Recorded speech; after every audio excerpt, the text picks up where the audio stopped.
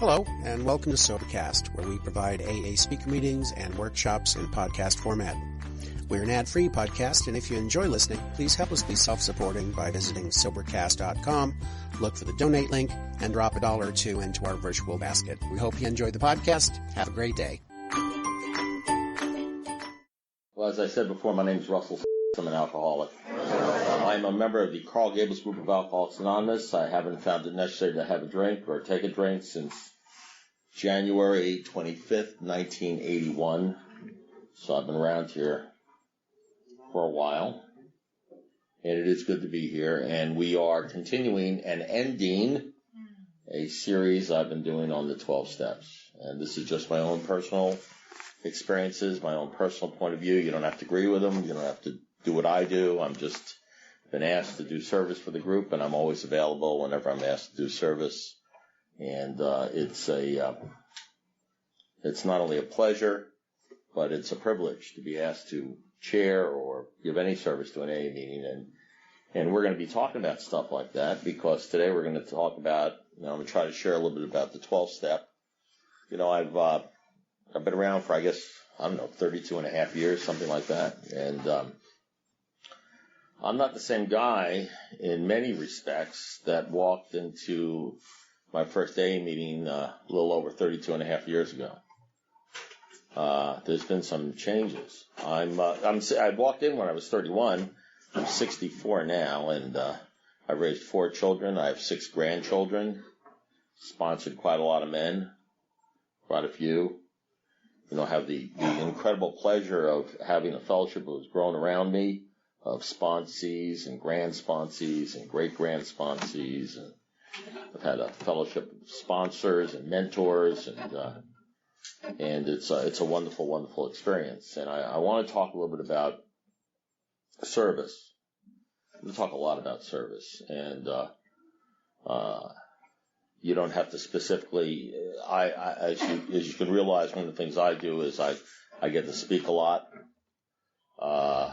Different people have gifts in different areas. I speak around and I sponsor people. Some people work behind the bar and things like that. But I want to give you a little take based upon some readings in the big book Alcoholics Anonymous and some other books. I'm going to read an excerpt from the Bible that's mentioned in the big book regarding the connection between service and emotional sobriety. If you've been following this series, it's not that I don't care whether you're a drinker or not a drinker or anything like that. It's just that in the years that I've been sober, most of the people that I've spoken to in AA groups, as a matter of fact, almost everybody I've spoken to in AA groups, most people I sponsor do not have drinking problems. The drinking is a symptom of the problem. It's either gone or it's gone away very quickly. Maybe the obsession hangs around for a while, but then that goes. And then, as they say in the big book, the drinking is a symptom. Men and women drink because they like the effect produced by alcohol. That's why we drink, because for me, alcohol just worked better than women, although women worked. It worked better than money, although money works. It worked better than cars and prestige and diplomas, although they work. In other words, what I have to understand, and what I ultimately understand after many years of being in this fellowship, is not only did I use drinking, because nothing in my life worked quite as well and quite as fast on alcoholism, which is a disease that centers in my mind and in my body, and its primary basis is having a character and a personality that's selfish. It's about being selfish and self-centered and egocentric, which leads to being driven by 100 forms of fear, self-delusion, self-seeking, where you're constantly in conflict with other people because all you care about is yourself, no matter how much you think you're a good person. And ultimately, you hurt people based upon your decisions, and even though you rationalize, you tell yourself rational lies that you are doing, quote, good orderly direction, the fact of the matter is most of the good orderly direction that I do, if not directed by God, somehow I come out the winner. And I don't even see it. I'm an example of self-will ego-driven, self will run riot, though I usually don't think so. Above everything, I have to get rid of that selfishness. I must, or it kills me. God makes that possible. That's what these steps are all about. It's about completely change your personality into the personality and the character of your Creator. That's what it says in the 6th step. It says this thing that separates the men from the boys, once you get rid of the alcohol, is the men, the people we call men in here, are those who are, it's not about the alcohol anymore. It's about growing in the image and likeness of their Creator by doing whatever they have to do over the period of a lifetime, operating in such a way so that they allow the Holy Spirit, because we realize that God is doing for us what we cannot do for ourselves, work on them so their personality changes. And the one thing I didn't want to change when I came in here was my personality. I was in love with me. When I didn't hate myself. I told my sponsor, I said, well, whenever I'd act up, I'd say, well, that's just my personality. That's just the way I am. He'd say, Russell, it's your personality that's killing you. It's your personality that's driving people away, that's hurting people. And of course, we learn about changing. We learn about that the same way we learn ultimately about alcohol. How'd you learn about the alcohol problem? Did you learn about the alcohol problem because you had a bad Saturday night and your wife or your husband or a boyfriend or a girlfriend or your parents said, we think you're drinking something too much, and you say, gee, I figured that out now. You're right. I'll go to Alcoholics Anonymous. Or did you learn the way we always learn in here, through 100 forms of humiliation and the final crushing of your self-sufficiency? Did you learn by experiencing running into reality and having a great deal of pain over a period of years, hurting a lot of people, until you finally got to the point where their 3 Mile Island occurred, the wife left, you got fired, you found out all of a sudden that you had lost all self-respect, self-esteem, and you were driven to your knees, and you find yourself at Alcoholics Anonymous. Is that how you got smart? Because that's how I got smart. I had all sorts of degrees on the wall. I was the smartest guy. When I was the smartest guy in the room, I was the drunkest, most arrogant guy in the room. And I had to be driven to my knees. And that's after alcohol decimated me.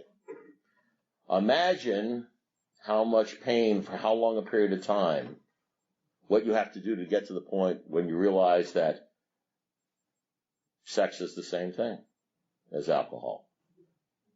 I don't want to give that deal up. Lusting is the same thing. Coveting things are the same thing. That all that other stuff that also worked, I was still working that program. I was working the same program after I came to AA as the program I worked before coming to AA.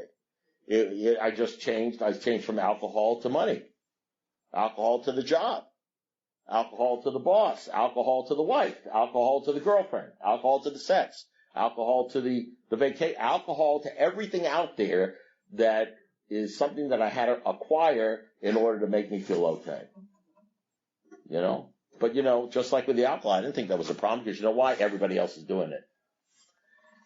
One of the things I learned about when you say we rationalize, the disease centers in our minds, not our body.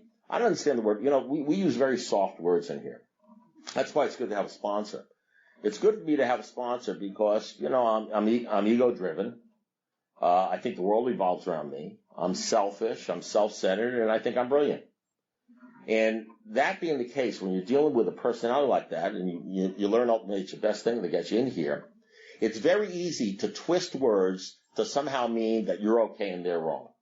You can just somehow. So what I had to learn is that what rationalize means, which is a soft way of saying I tell myself rational lies. That if you're an alcoholic, and it's not just alcoholics, other people do this too. They live lives of quiet desperation. They just don't have meetings to go to. I lie to myself about stuff in order so that I don't have to change, or I don't have to do this thing, or I can let myself off the hook and tell myself I'm okay. And I got a million different lies I tell myself, and I don't even think they're lies, because it's just the way I think. It's just, I've been thinking like this ever since I was in the womb. This is the way I think. It's comfortable. In here we call rationalize, we call them old ideas. That's what they call them, old ideas. They're not even ideas in a sense. They're sort of patterns of thinking. They're concepts. And one of the rational lies, and they're concepts that are killing me, but if you think alcohol sneaks up on you subtly over a period of 15 years, you wouldn't believe how these rational lies don't even sneak up on you. They're already embedded in you, like a computer virus. And God forbid, if you think you get mad at people who try to get rid of the alcohol, you wouldn't believe how you avoid the people that try to tell you that your thinking is wrong. I'll give you one rational lie that I tell myself. I tend to tell myself all the time because it's so damn comfortable. And it's so helpful to me in not changing and remaining selfish. Here's a rational lie. Everybody's doing it. Everybody's like that. You know, for years I told myself about the drinking. Well, everybody drinks like that. Well, I don't drink any differently than anybody else. Everybody drinks. Only there's like 3 weird people. They're born again Christians. They don't drink. They're idiots. You know what I mean? The whole world drinks the way I drink. Everybody does that, you know? Forget about the drinking. Chasing after the cars, chasing after women, you know, sex, everything like that. Everybody does that. There's nothing wrong with that. Everybody does that. You know what I mean? Go to the movies. It's true. Look at the billboards. Look at the advertisements. I mean, it's about Viagra. Sex is the most. Did you know that sex and the ability to have a heart-on until you're 90 years old is the most important thing in the world, and you have to judge yourself by how many times you get laid every week. Did you know that? Well, everybody knows that. I mean, you can not only hear that in AA or outside and that everybody knows that. The TV will tell you that because they're making billions of dollars telling you that. Everybody knows that. Everybody knows that people that don't have sex are insufficient, and that if you're not having sex, you ought to feel really bad about yourself. Did you know that, if you don't have big breasts, you're insufficient? You know, everybody knows that. Doesn't everybody know that? I mean, that's why they have billboards and about cosmetic surgery. There's so many things that everybody knows and everybody does. You know, I mean, stuff I do that maybe is harmful to me, but you know, everybody does that.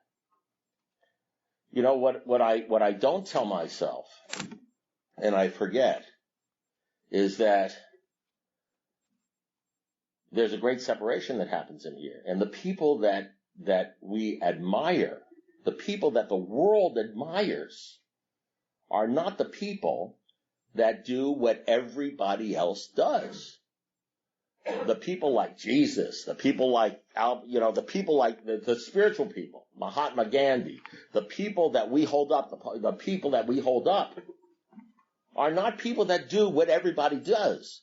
We hold them up because they're somehow different and special. They're few and far between.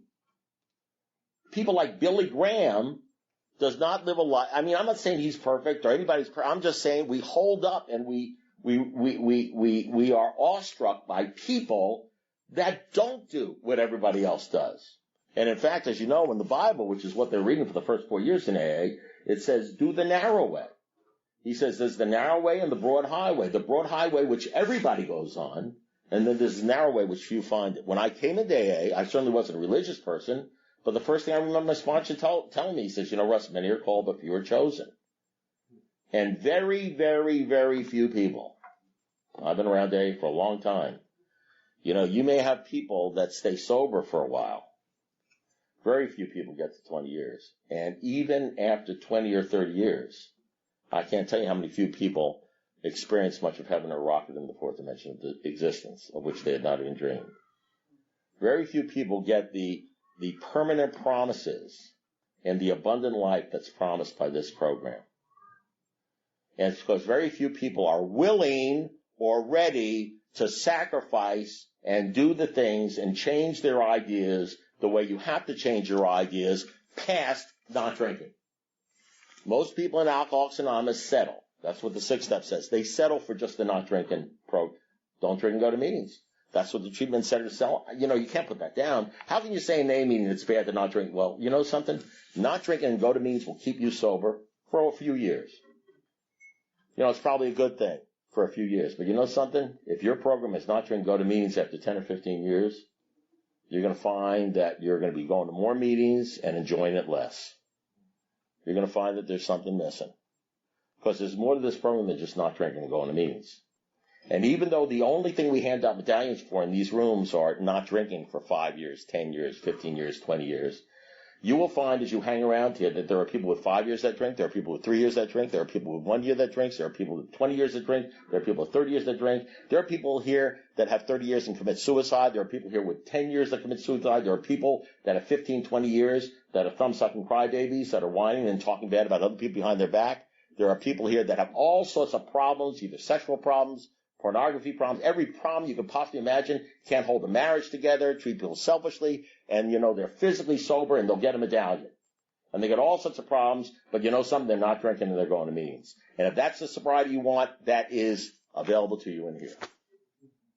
You can have the not drinking program, or you can have the Experience Much of Heaven being rocked in the fourth dimension program. I want to read you a couple things from the book, sort of tie this into the concept of the 12th step. And the question you got to ask yourself at all times, and the question I got to ask myself, is whether you're ready. I mean, are you ready? Are you ready to do this deal? Do you think you'll ever be ready? That's the initial question in the book. If you want what we have, and you're willing to go to any length to get it, then you're ready. If you don't want what we have, and you're not willing to go to any length to get it, then you're not ready. You're just not ready. Now, you may meet somebody in here, and you may want to stop drinking. So you may meet somebody in here who you call to be your sponsor, because he's not drinking, he's your sponsor, and you may want what he's got. You may want to stop drinking, and you may be ready to get that deal. You may want to stop drinking more than anything else. And you know something? If that's the case, you're ready, and you will stop drinking. I'm telling you, you will. You'll stop drinking, and the obsession will even leave. You will do what you have to do. You will do what you're told. You will follow directions, and you will stop drinking. And after you stop drinking, you will find out about thinking. You'll find out about the thinking problem. You'll find out about anxiety. You'll find out about worry. And maybe at 9 months or 10 months or 2 years, it'll dawn on you why the hell you drank in the first place. You may try to marry somebody in AA and say, well, this will fix it, and then you find out the whole thing blows up and that doesn't fix it. You may think marriage will fix it, find out that doesn't fix it. You may find out that you can't hold a decent relationship with it and that doesn't fix it. You may think the job will fix it and you'll find out that isn't going to fix it. You may think money's going to fix it and you'll find out money doesn't fix it. And you'll be a sorry person because you'll be doing the program that you were doing before you came into AA, only without the alcohol. You'll be running after stuff and things and people and relationships to fix you while going to a program that tells you only God could and would if he were sought. That you can't manage your way out of it, no person can get you out of it, no relationship will get you out, only your relationship with God. And you will be trying to plug that deal and fix that deal by doing the exact same lifestyle you were doing before you came in here, except instead of going to the bar, this will be your bar. And since this isn't exactly Well People's Anonymous, trust me on that, you will rely on the wisdom of the rooms, of the majority of the people you run into here, who will be happy, just like they did for me in the bar, to pat you on the back and say, don't worry about that. Everybody does it. Don't feel guilty. Don't feel bad. You're doing okay. Just don't drink and go to meetings. Everything's going to be wonderful. Now, you might run into some old coot that says something to you, why don't you grow the hell up? You know what I mean? And get right with this thing and stop screwing around and do this and do that. But you got to avoid that son of a bitch because he's obviously got some sort of issue, He's got issues, So the real question is, what are you willing to become? It says here, let me read you a couple things out of the book and then sort of try to tie this in. It says, you remember Roland Hazard? Roland Hazard was the guy who put himself under Dr. Young's tutelage or whatever it is, and he thought knowing the inner workings of his mind. Drinking was impossible. And then they released him from the sanitarium after 1 year. He wound up in Paris drunk, and then he went back to the doctor, and this is what the doctor said to him. The doctor said, you have the mind of a chronic alcoholic. We have mostly alcoholics in here. I know we have mostly alcoholics. Well, if you're an alcoholic, then you have the mind of a chronic alcoholic. You're just like this guy. So this isn't, don't get mad at me. I'm just the messenger. I'm just reading our basic text, which we're supposed to agree with. says, you have the mind of a chronic alcoholic. That's you. Everybody in here has the mind of a chronic alcoholic. He says, I've never seen one case recover where that state of mind existed to the extent that it does in you. Our friend felt as though the gates of hell had closed on him with a clang. He said to the doctor, is there no exception? He said, yeah. Now, remember, this guy had been dry for a year, sitting around learning about himself from the greatest psychiatrist in, you talk about treatment centers, 1 year under the greatest psychiatrist without a drink for a year. And he went out and drank. You know how many people go to multiple numbers of treatment centers and try this over and over again over 10 or 15 years, and they get a year, they get 2 years, they get 5 years, and they drink again? Scads and scads of people in Alcoholics Anonymous. Yes, replied the doctor, but there is. Exceptions to cases such as yours have been occurring since early times. Since early times, people have been relieved of the disease of alcoholism and all sorts of other diseases. This program was not invented by Bill Wilson. He didn't even say he invented it. Since the big book was written in 1939, AA started in 1935. Between 1935 and 1939, there's a book, Dr. Bob and the Good Old Timers. It's right there. It's conference approved. You can read it. All they did was pray and read the Holy Bible. And they said the books we found absolutely essential was Sermon on the Mount, Matthew 5, 6, and 7, 1 Corinthians 13, and the book of James. And we almost called Alcoholics Anonymous the James Gang. So their whole life was based upon the principles of the Holy Bible. And if you are acquainted with the Holy Bible, which most people aren't, but if you are, and if you become acquainted, when you read the big book, you'll say, yeah, this is just the Bible. This is just the principles of the Bible. This is just what's been around for thousands of years. I mean, you're entitled to your own opinions. You're just not entitled to your own facts.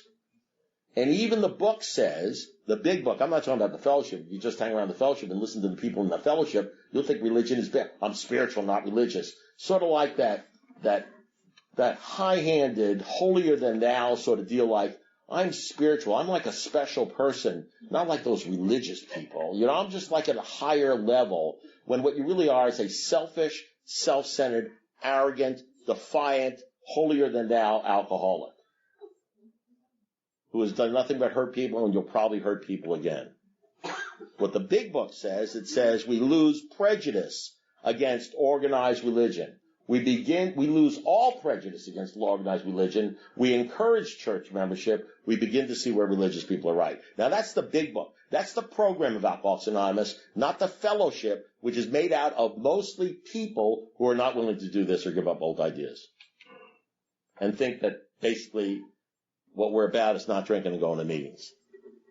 That's why Bill Wilson said it's all about the next frontier, emotional sobriety. People who have emotional sobriety don't talk badly about religion. They actually delve into it. They want to see what's good about it.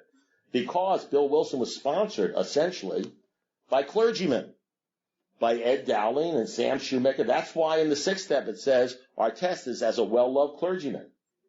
Now, you wouldn't know that if you hung around Alcoholics Anonymous because you think religion is like an anathema.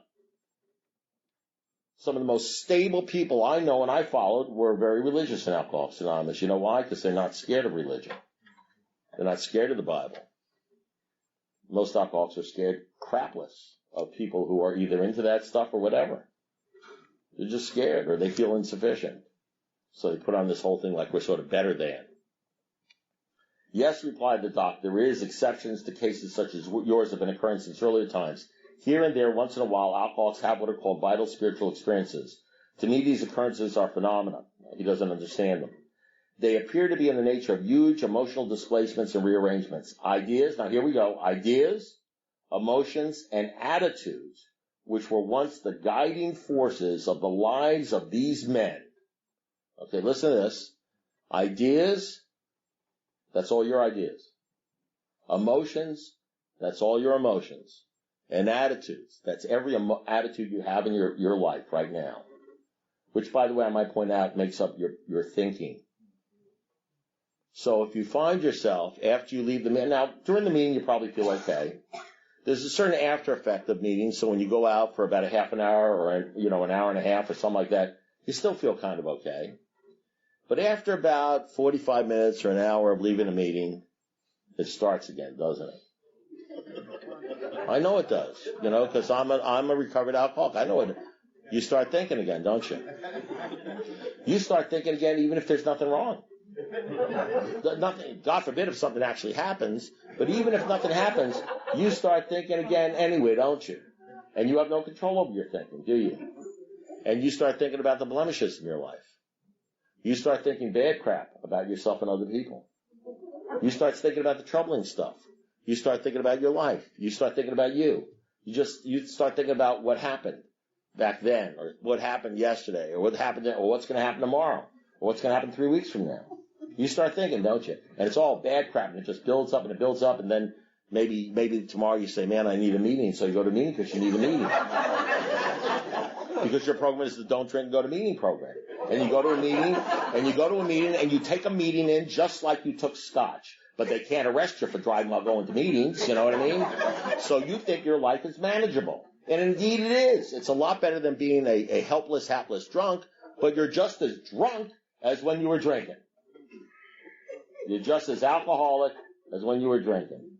Because you certainly haven't been rocking in the fourth dimension of existence, which you would not even dream. This disease is alive and well and permeated throughout your entire body. And the only thing you can say is, well, I picked up another medallion. But every once in a while you'll run into somebody in Alcoholics Anonymous and there's a different deal going on. And maybe you'll want what he has. And you'll be willing to go to any length to get it. But you see, in order to want what he has, you've got to hang around those people like leeches. Because the world is out there to just cream your ass with all sorts of signals that tell you you're insufficient and you should do it differently. And if you think you can live 24/7 out in that world with the crap they're feeding you out there, and somehow your mind will basically focus in on this stuff, you are wrong. Thus is why I go to Bible study, thus why I read the Bible, why I go to church, why I hang around all these people, because I found out when I first came in, my idea was, which I realize now was true, that if I hang around these people that I want, maybe I'll start thinking about like them. It'll start rubbing off of me like osmosis.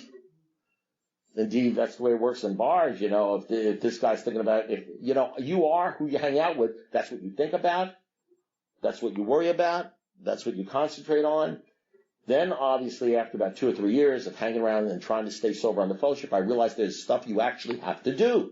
Called the steps. You have to do stuff. It's not just about hanging around people. You got to do stuff. If you hang around certain people, you'll learn you got to do stuff. And you'll want to do stuff. And you'll be cajoled into doing stuff. But you want something after you do the stuff? I ultimately realized it is the person you'll be will depend upon the people you hang out with and the books you read. Because even after you do the steps, what happens is if you're in charge of your own life and you're not hanging around the right people, you will rest on your laurels. You will start thinking, okay, I'm sober now. I got 5 years, I got 10 years, I got 15 years. I've done all the steps. I know about all the means. And you will start managing and deciding your own life, and you will hang out with people that has as much time of you or less time than you, and you will slowly go down the tubes.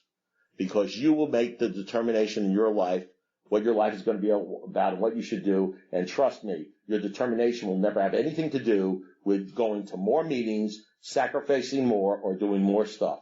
It'll always sound like the rational lie. Everybody's doing it. I'm okay. I'm screwing up in this area, but I shouldn't feel guilty about it because everybody's doing it. And you will fall back into the alcoholic trap. You rest on the laurels, but we're heading for trouble if we do. Only if you hang out even at 15, 20 years with people that are so much farther along the line than you, and you decide you want what they have, will you be able to see your deficiencies and not be scared of them, but say, I want to grow. I want to be better by hanging around these people. And it says they appear to be in the nature of huge emotional displacements, ideas, emotions, and attitudes, which were once the guiding force of the lives of these men, are suddenly cast to one side. The only argument I have with that is it's not necessarily, sometimes suddenly is 25 years. And a completely new set of conceptions and motives begin to dominate them. And that's what I'm going to talk about now. So, I want to know whether you're ready. You want this deal? So, are you ready to become servants? Are you ready to become slaves to this deal? Because when you turn your will and your life over to the care of God, your whole life over to God, He's not interested in how much money you make. He's not interested in whether you're getting laid or you ever get laid. He's not interested in how fat you are, how skinny you are. He's not interested in what your job description is. He doesn't give a rip about any of that material stuff. All he cares about is whether you're loving on other people and you're helping other people. That's all he cares about. That's all he wants you to do. That's the only thing he wants you to do. He wants you to sacrifice your life for others. He wants your entire focus to be on other people and helping other people to the detriment of yourself. So I know you're ready to give up drinking. I know you may be even ready to give up lusting a little bit or a couple of other things. Are you ready to follow some of these guys, the guys that really wrote this book, where their entire life was devoted to helping people? Are you ready to give up all your pleasures? Are you willing to give up the baseball games or the football games? You're willing to give up, all the other stuff just to help other people? Are you ready for that? And you don't have to say, yes, you can do whatever you want to do. But I've been to the deal. I know the deal. I know what they're asking here. I know what they're asking you to forfeit in here. I know what this book is all about. And I don't delude myself as to what this book is asking people to do. It's as much as telling you to join the royal priesthood as any other priesthood, whether it's a Catholic priest or anything like that or a minister. It's asking you to do that deal. Are you ready for that? And if you think this sounds a little strange and crazy and nutso, well, maybe it is. So you're not ready. Just like when people say you ought to stop drinking, you say this guy's nuts. You ought to stop thinking about the women all the time. You say this guy's nuts. Now you ought to stop thinking about the money. This guy's nuts. You can do that. Let me read you a couple things out of the book Alcoholism, real fast. And we'll first I'm going to start with a story that I read all the time to you guys. And this is the story, He Sold Himself Short. This is written by one of the guys. I think it was in the first 100 or so. It's called He Sold Himself Short.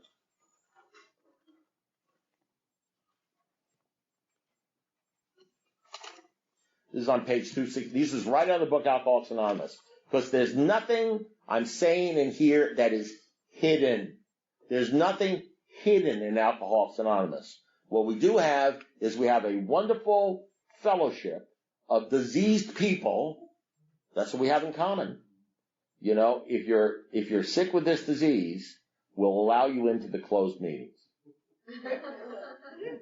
So you can stay sober based upon the wisdom of the fellowship, or you can stay sober based upon this book. Now, if you know this book and you have a decent sponsor, the fellowship won't taint you that much. But believe me, there are many people in here that are pointed to this book, and there are many, many people in here that will point you away from this book. There are many people in here that will say, don't listen to that guy, he's crazy. There's many people in here that say, don't you worry about that. You don't have to do that. You understand what I'm saying? There's as much sickness in here as there is wellness, maybe more. Okay, here we go. You're going to be the one to make the decision as to who you hang out with. You're going to be the one to make the decision as to who you listen to. You're going to be the one to make the decision as to what books you're going to read or what you're going to do. You're the one who's going to make the decision as to whether you're ready or what you want out of life. And let me tell you something. This ain't a dress rehearsal. By the time you get into your life, 64 years old like me, 75, 85, you're the one who's going to look back and either regret. You're either going to pay the price of discipline or pay the cost of regret. And say, why didn't I do that stuff? It's going to be one of those two things. These last 18 years have been the happiest of my life, trite though a statement may seem. 15 of those years I would not have enjoyed had I continued drinking. Doctors told me before I stopped that I had only 3 years at the outside to live. This latest part of my life has had a purpose. A purpose. Now you try to listen for what his purpose is. Not in the great things accomplished, but daily living. Courage to face each day has replaced the fears and uncertainties of earlier years. Acceptance of things as they are has replaced the old impatient chopping at the bit to conquer the world. I have stopped tilting at windmills and instead have tried to accomplish the little daily tasks, unimportant in themselves, but tasks that are an integral part of living fully. They asked Bill Wilson, what do you think of people that don't drink and don't go to meetings? He says, I have no use for them. They have no gratitude. Where derision, contempt, and pity were once shown me, I now enjoy the respect of many people. Where once I had casual acquaintances, all of whom were fair weather friends, I now have a host of friends who accept me for what I am, and over my AA years I've made many real, honest, sincere friendships that I shall always cherish. I'm rated as a modestly successful man. I don't know about you, but I was a braggart when it came to money and things. I'm rated as a modestly successful man. My stock of material goods isn't great. How many times have you heard people say, in testifying about their stories, says, I don't have much, but I have a fortune in friendships, courage, self-assurance, and an honest appraisal of my own abilities. Above all, he's talking about the greatest thing he has. Above all, I have gained the greatest thing accorded to any man.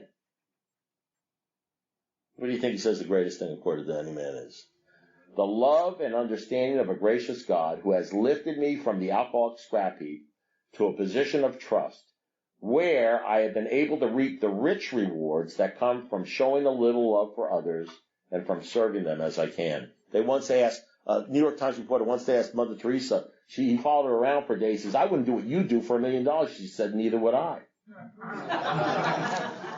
Because you know something? It's a different world. It's a different view of things. It's a different attitude. People that are into this, who are all in. You know, you ever hear the term, I'm all in? People who are all into this thing, like an Olympic athlete, they're thinking completely different than the people that aren't all in. They're looking at things completely differently. They're focusing on things that are different. They think about things that are different. Let's keep on reading what this says.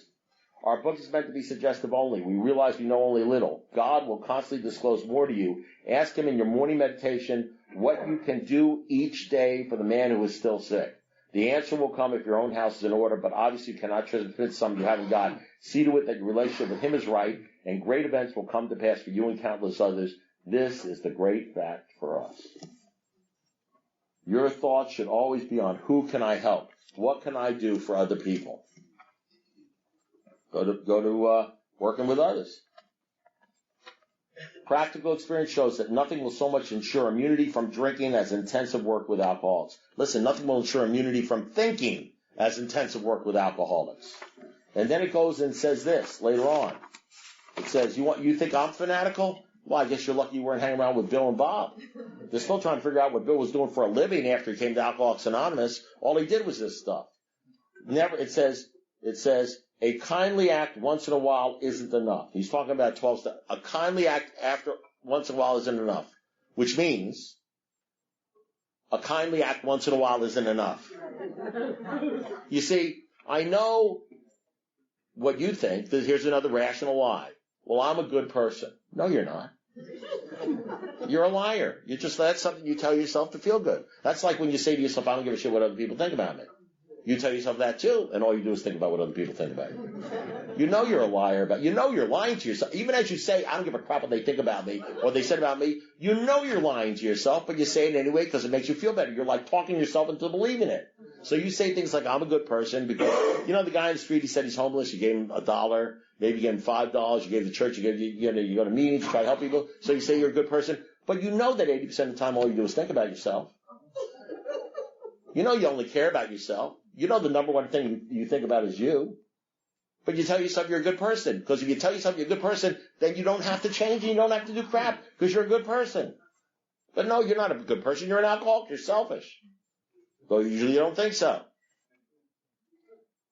It says, a kindly act. So here's a little test. A kindly act once in a while isn't enough. You have to act a good Samaritan every day. I've got the Bible open. We're going to read the Good Samaritan. You know why they use the term Good Samaritan?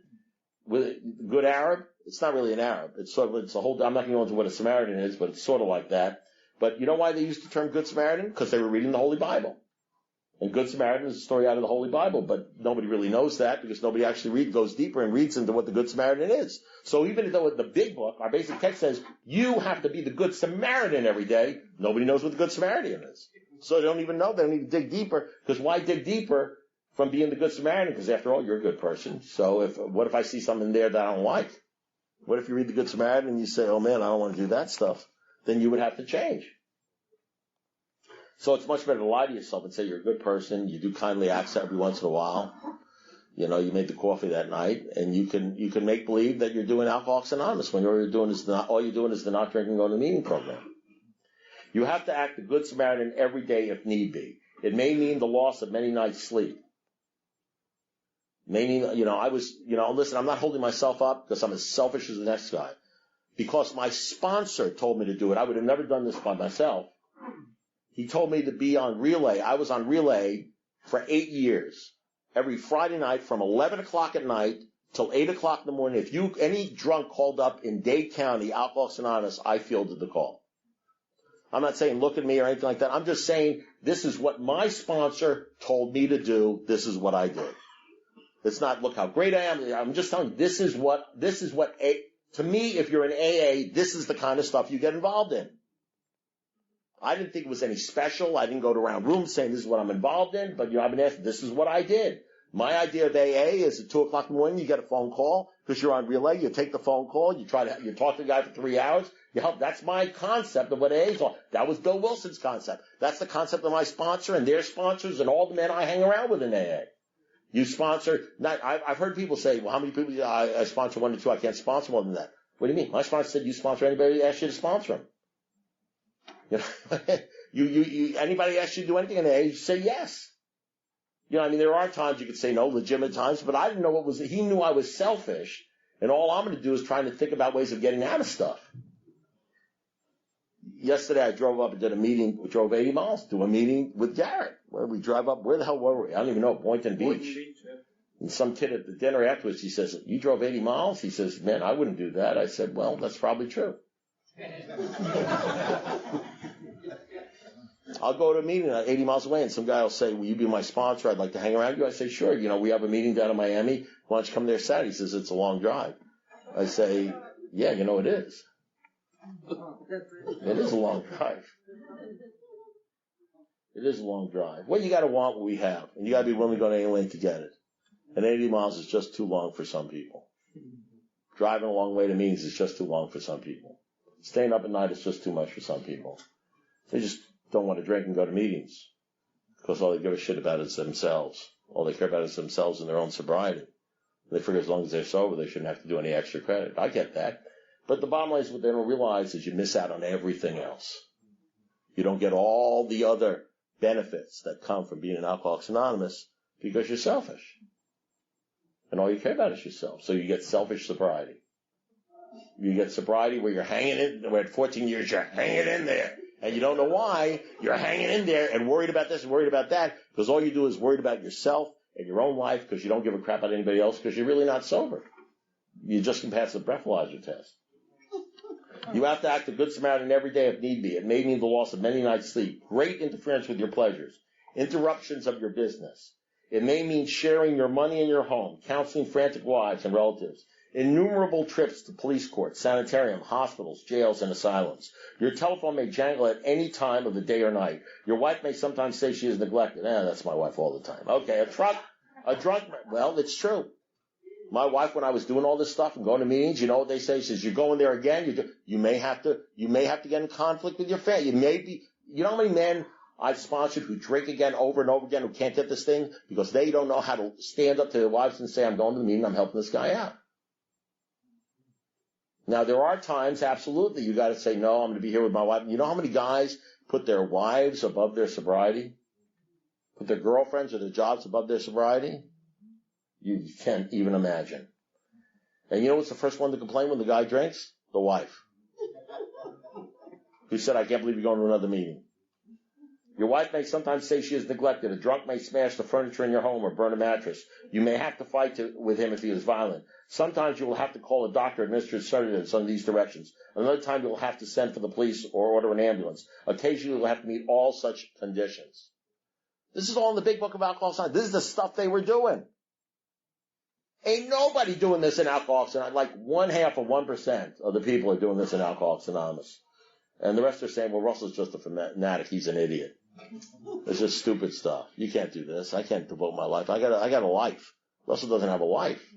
Hey, man, I'll stack my life, my kids, my relationships, my deal against anybody in this room. Because you know something? I have an incredible life now. And an unbelievable attitude. You know why? Because my primary focus is on him and doing the stuff I can do to help other people. And that's the deal. And you want to know something? The fact that most people think it's stupid tells me I'm absolutely on the right track. I'd be scared crapless to be what most people in here think is the smart thing to do because I don't want any part of what's going on with most people in here. I've had what most people in here have, and I don't want it. I don't need that deal. But the bottom line is, majority rules, right? What does it say right here? It says, right here on and into action. At the moment, we are trying to put our lives in order, but this is not an end in itself. Our real purpose is to fit ourselves to be of maximum service to God and to the people about us. This is alcohol. This is our program of recovery. When we sincerely took such a position, all sorts of remarkable things followed. We had a new employer. Being all-powerful, he provided everything we needed if we kept close to him and performed his work well. His work. What do you think his work is? To help other people. Established on that footing, we became less and less interested in ourselves, our little plans and designs. More and more we became interested in seeing what we could contribute to life.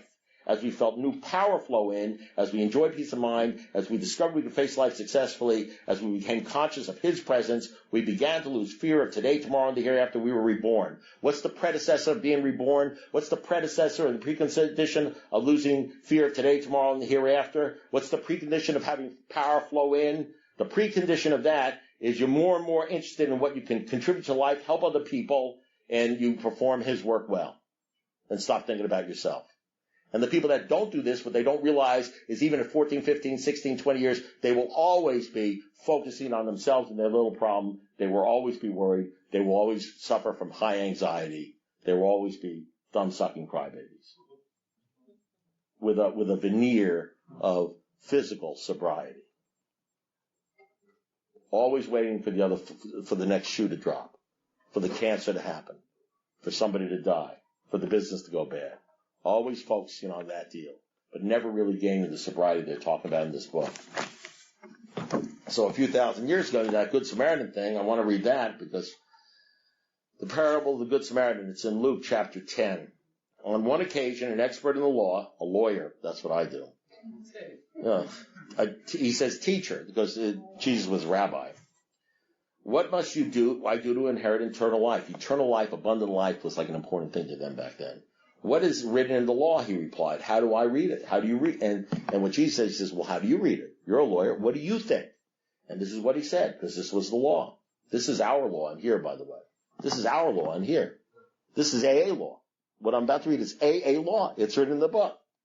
And this is what he says. Love the Lord your God with all your heart and with all your mind, your soul. That's in the AA book. The last line they say, see to what your relationship with him is right and great events will come to pass for you and countless others. This is written into AA. And with all your strength and with all your mind, and love your neighbor as yourself. This is AA. I just read it. This is all AA. This is all what AA is about. That's the deal. And this is what Jesus says. He says, you answered correctly. Do this and you will live. But the lawyer wasn't satisfied with that. But he wanted to justify himself. He wanted to look big to his friends. So he says, well, who's my neighbor? He says, well, who's my neighbor? Who should I do this for? And this is what he says. I mean, this program's been around for a long time. Trust me. Bill Wilson didn't just come up with this. In reply, Jesus said, a man was going down from Jerusalem to Jericho when he fell into the hands of robbers. They stripped him of his clothes, beat him, and went away, leaving him half dead. A priest happened to be going down the same road, and when he saw the man, he passed by on the other side. That happens in AA. Guys with long-term sobriety, they pass by on the other side. They don't go out and help other people. They don't sponsor people. There's a lot of guys with sobriety. There's a lot of guys around here that don't sponsor anybody. So too a Levite, which is supposed to be high up on the ladder. They're the ones that really kept the law and everything. A Levite, when he came to the place and saw him, passed by on the other side. But a Samaritan, and this is the interesting thing, is a Samaritan would have been akin to like the lowest level. Somebody who's not like part of the chosen people, not a holy person. A Samaritan, as he traveled, came where the man was, and when he saw him, he took pity on him. He felt sorry for him. He went to him and bandaged his wounds, pouring on oil and wine. Then he put the man on his own donkey, took him to an inn, and took care of him. The thing I just read from Bill Wilson? The next day he took out the 2 silver coins, gave them to the innkeeper, and said, look after him, and when I return, I will reimburse you for any extra expense you may have. You may have to share your money. You may have great interruptions of your business.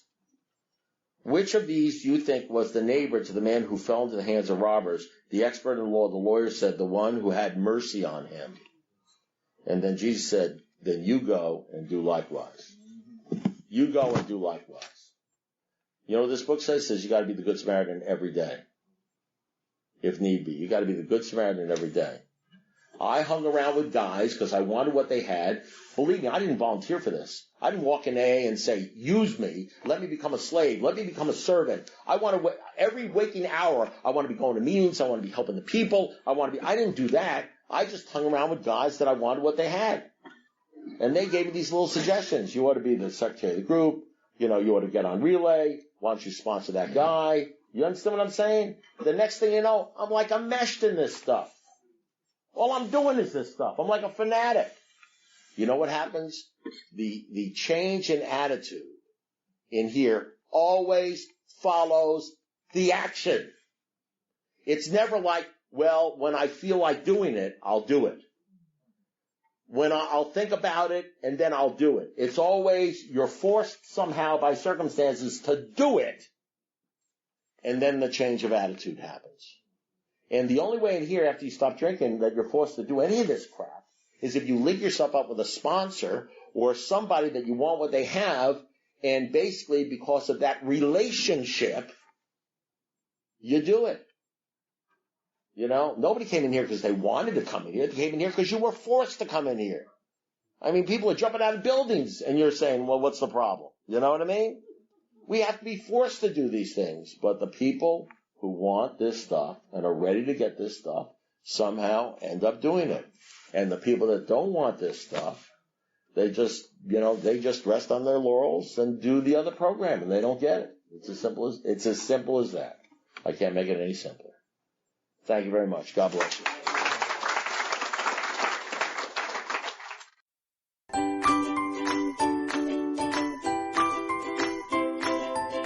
Thanks for listening. I hope you enjoyed the podcast. Sobercast is ad-free, and we'd like your help in order to keep it that way. So if you'd like to help us be self-supporting by pledging $1 or $2 a month, visit Sobercast.com and look for the donate links. Thank you very much.